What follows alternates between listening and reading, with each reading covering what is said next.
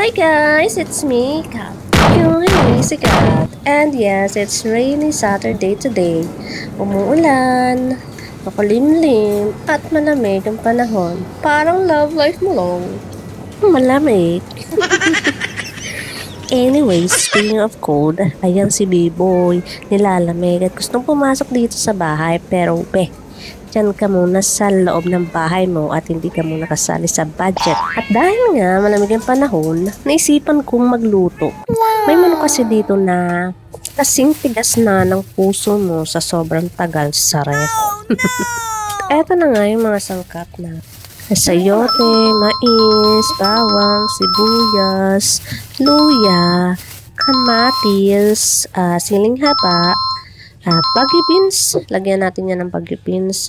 At syempre ang ating manok na parang ikaw lang. Matagal nang naghihintay pero hindi pa rin pinili. Ayan, hiwa-hiwa muna tayo. Nauna ko lang na-cut yung mais kasi alam mo na, may mga bagay talaga na kailangang mauna ka bago ka pa maunahan ng iba. Anyways, kiniskis ko yung nahiwang part ng sayote para daw hindi madula sa kamay. Thank you. Next. Anyways, sinunod ko na nga yung baggy beans, sibuyas, bawang, luya, at kamatis.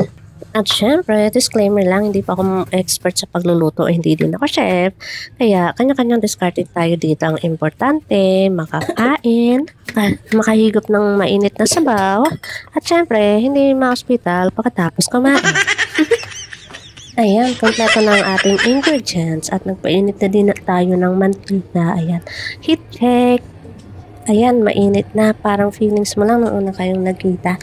Mainit at exciting. Pero ngayon, parang yung kaldero na lang yung mainit. Ayan, ilagay na natin ng luya, bawang, at sibuyas. Akala mo naman talaga kumakain ng bawang sibuyas. At isunod natin yung kamatis. Lambutin muna natin yan. Alam niyo ba, may mga bagay na kailangang kainitin muna bago lumambot. Parang yung kamatis, parang ikaw, parang siya, parang relasyon yung dalawa. Ay, wala na pala. Paris. At ayan, ipasok na natin ang ating main character na manok.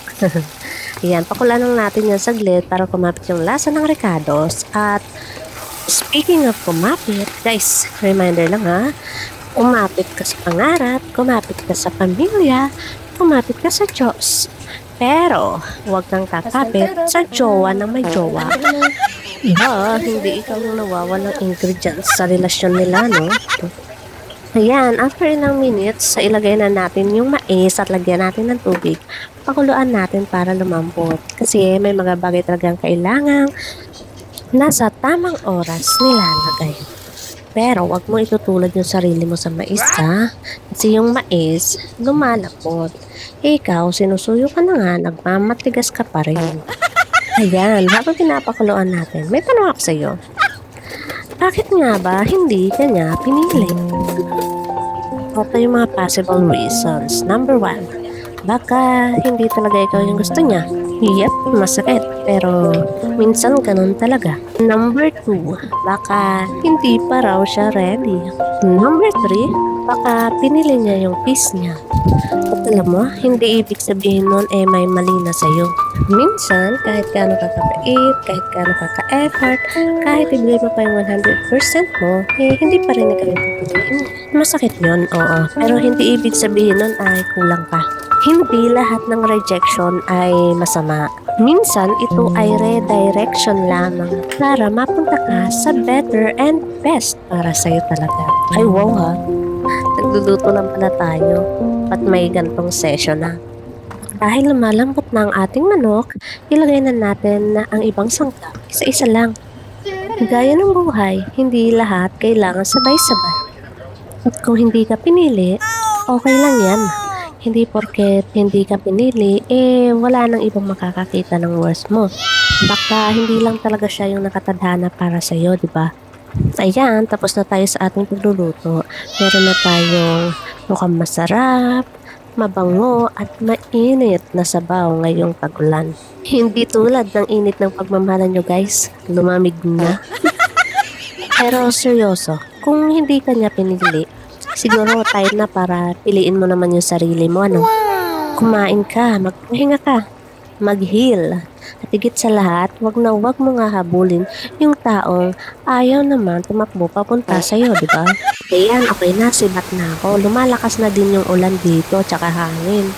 Pero guys, tandaan nyo na kailangan natin tanggapin na may mga tao or bagay talaga na hindi napapasa atin. Masakit, oo, pero darating din yung araw na masasabi mo sa sarili mo na kaya pala to hindi napasakin, may mas maganda pala plano na nakalaan para sa akin, di ba? At kung wala pa yung mas magandang plano na yon, at least meron tayong masarap na ulam para sa gabi nito. Ito ulitin ko lang hindi po ako expert sa pagluluto. Kanya-kanya tayo dito, oo. Ang importante, luto naman, masarap naman, at walang na-ospital. Yun lamang po, ingat kayo lagi.